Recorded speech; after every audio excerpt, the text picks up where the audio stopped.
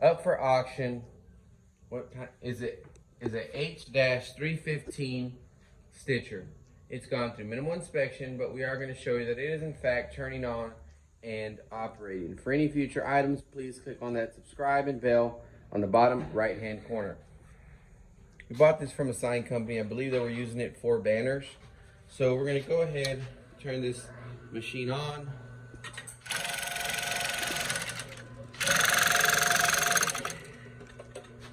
We do have this plate here that goes onto here, so that will come with the machine. So we can drop this leg here and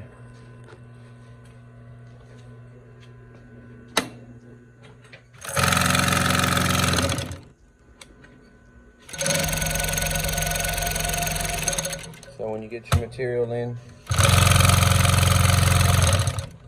So again, up for auction is the H-315 sewing machine.